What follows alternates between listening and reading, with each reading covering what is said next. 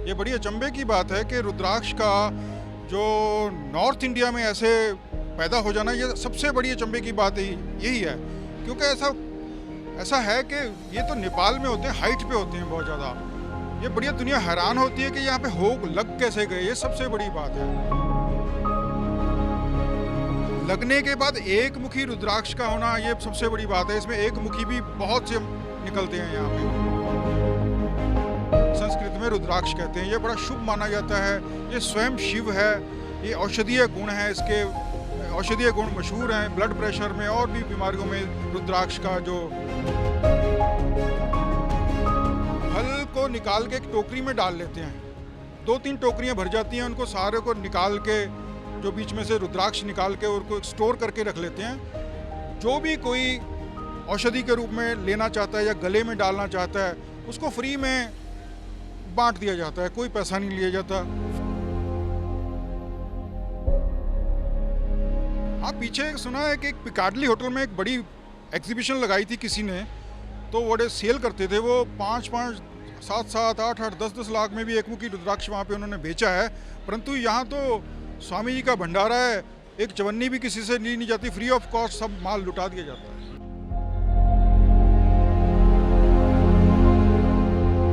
हिंदू धर्म में रुद्राक्ष के प्रति लोगों की आस्था इस कदर बनी हुई है जिसकी कोई भी सीमा नहीं है। रुद्राक्ष के बारे में कहा जाता है कि भगवान शिव के आंसुओं को रुद्राक्ष का नाम दिया गया है, लेकिन बदलते वक्त के साथ साथ रुद्राक्ष की प्रामाणिकता को लेकर भी सवाल खड़े होते रहे हैं। ज्यादातर रुद्राक्ष के वृक्ष नेपाल में ही देखने को मिलते हैं, पर पंजाब के कुराली शहर में रुद्राक्ष के वृक्ष मिलना किसी चमत्कार से कम नहीं। सबसे अहम बात यह है कि यहाँ पर रुद्राक्ष के बड़े बड़े वृक्ष तो लगे हुए हैं, पर उन्हें बेचा नहीं जाता, बल्कि प्रसाद के रूप में इन्हें संगत में बांटा जाता है। तो आइए बताते हैं आपको कि लाखों रुपए के बिकने वाले रुद्राक्ष को प्रसाद के रूप में बांटने की असल सच्चाई क्या है।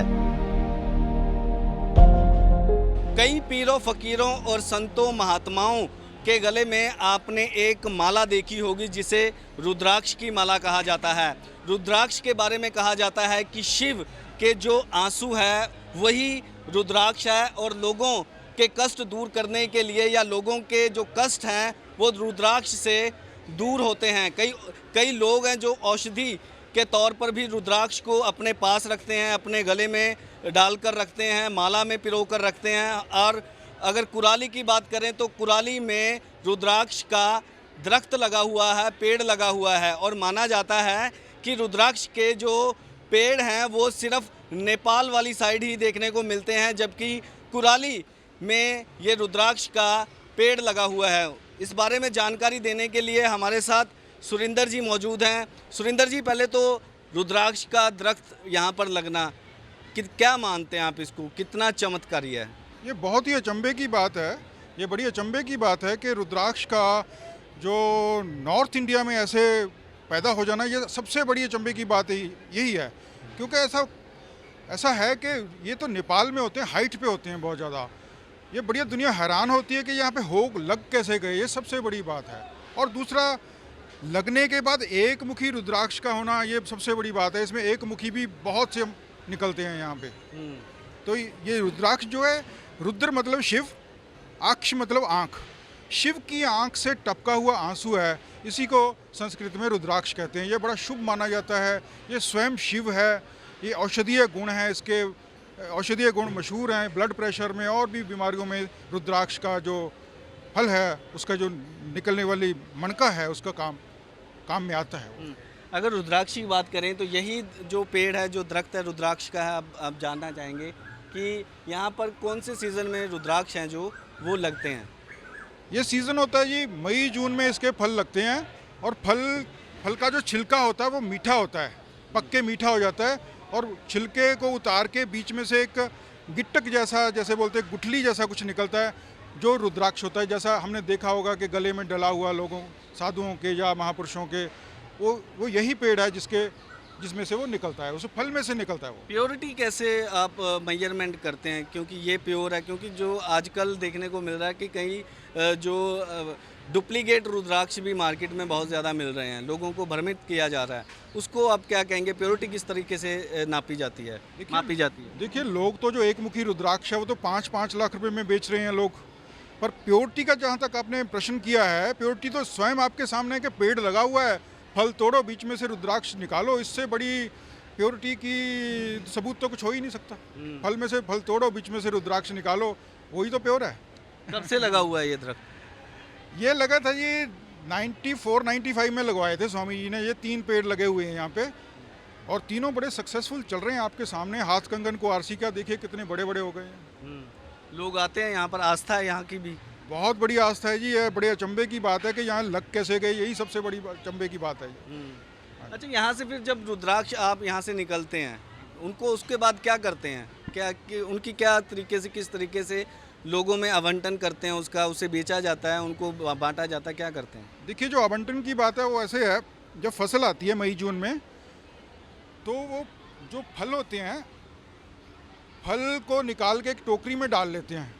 2-3 टोकरियां भर जाती हैं, उनको सारे को निकाल के, जो बीच में से रुद्राक्ष निकाल के उनको स्टोर करके रख लेते हैं। जो भी कोई औषधि के रूप में लेना चाहता है या गले में डालना चाहता है, उसको फ्री में बांट दिया जाता है, कोई पैसा नहीं लिया जाता, फ्री ऑफ कॉस्ट सबको ऐसे ही वितरण कर दिया जाता है।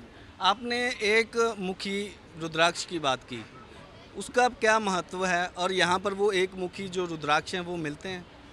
ऐसी मान्यता है कि एक मुखी रुद्राक्ष स्वयं शिव हैं।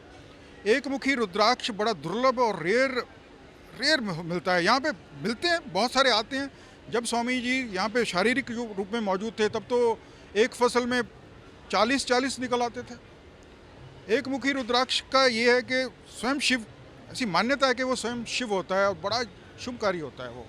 लोग तो उसको 5-5, 10-10 लाख रुपए में बेचते हैं एक मुखी रुद्राक्ष को। वो असली है नहीं है, उसकी प्योरिटी पे भी प्रश्न उठाए जा सकते हैं, परंतु यहाँ पे तो पेड़ लगे हुए हैं, प्योरिटी का कोई सवाल ही नहीं पैदा होता। अब जब पेड़ लगे हुए हैं तो पता लगता है कि रुद्राक्ष ऐसे जो उगते हैं ना, ऐसे निकलते हैं, पर ये तो ज़्यादातर शोरूम्स में ही, जो अच्छे शहर हैं, बड़े शहर हैं, उनके शोरूम्स में ही मिलने देखने को मिलते हैं। हाँ, पीछे सुना है कि एक पिकाडली होटल में एक बड़ी एग्जीबिशन लगाई थी किसी ने, तो बड़े सेल करते थे वो 5-5, 7-7, 8-8, 10-10 लाख में भी एक मुखी रुद्राक्ष वहाँ पे उन्होंने बेचा है। परंतु यहाँ तो स्वामी जी का भंडारा है, एक चवन्नी भी किसी से ली नहीं जाती, फ्री ऑफ कॉस्ट सब माल लुटा दिया जाता है। लोग आते हैं यहाँ पर, किसी को आने जाने पर रोक नहीं है? किसी को कोई रोक नहीं है, कोई भी आ सकता है, कोई भी दर्शन कर सकता है, कोई भी रुद्राक्ष ले सकता है, किसी को कोई मनाही, कोई पैसा नहीं लगता, चवन्नी भी नहीं लगेगी, फ्री ऑफ कॉस्ट यहाँ पे रुद्राक्ष मिलते हैं।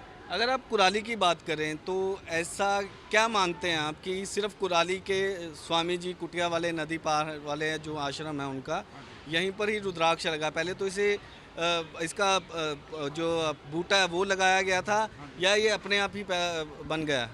नहीं, ये नेपाल से बूटे लेके आए थे जी।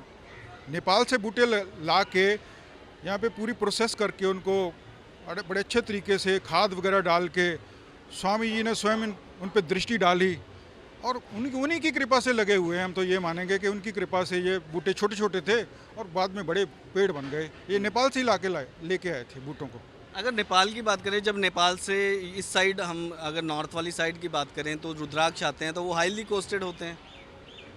नहीं, नेपाल से तो वहाँ से लेके आए थे, कुछ पैसे देके, जो भी बागवानी वाले होते हैं वहाँ से लेके आए थे। परंतु यहाँ पे जो लगाने के बाद वो सूख जाता है, कहीं आप लगा के देख लो, लगेगा ही नहीं वो तो ये इस मिट्टी में ही, इस कुटिया में ही, या स्वामी जी की दया दृष्टि कह लीजिए, उनका प्रताप कह लीजिए, उनकी कृपा दृष्टि कह लीजिए, उनका बड़प्पन कह लीजिए कि यहाँ पे हो गए। ये सबसे बड़ा अचंबा है कि हो कैसे गए, ये होते नहीं हैं।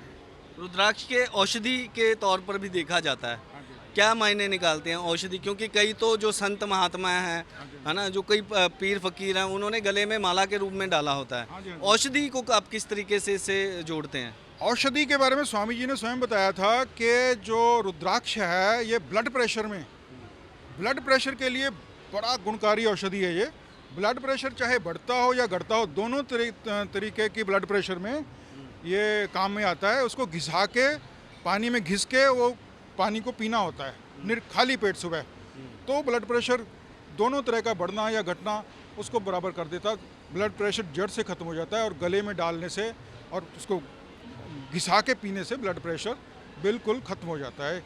और भी किसी तरीके से गुणकारी है, क्योंकि जब दरख्त से रुद्राक्ष निकलते हैं, रुद्राक्ष का मोती ही बोलेंगे इन्हें, जब ये निकलते हैं मोती, तो उसके बाद क्या प्रोसेस होता है गले में माला के रूप में डालने तक, क्या प्रोसेस होता है? वो ऐसा है, जब वो फल जैसा होता है, फल का छिलका उतार के बीच में से एक सख्त गिट्टक जैसा कुछ निकलता है जो रुद्राक्ष होता है।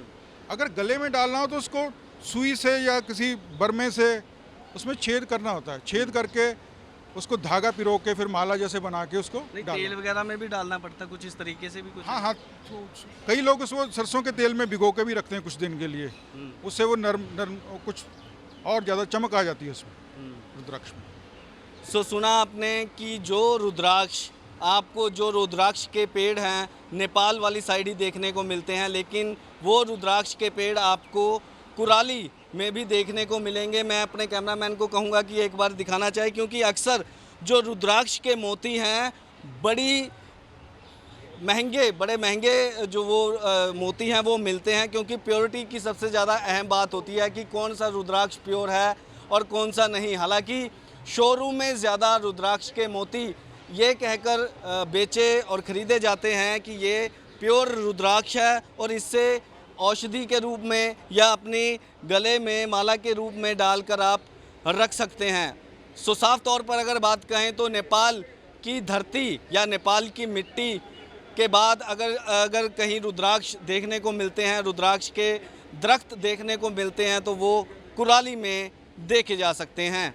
और बड़ी संख्या में लोग यहाँ पर आते हैं कि किसी को भी पैसे के रूप में रुद्राक्ष नहीं दिए जाते, बल्कि लोगों को एक लंगर के रूप में रुद्राक्ष यहाँ पर बांटे जाते हैं। कैमरामैन रमेश के साथ Prahlad Sangelia, Daily India News, Kurali.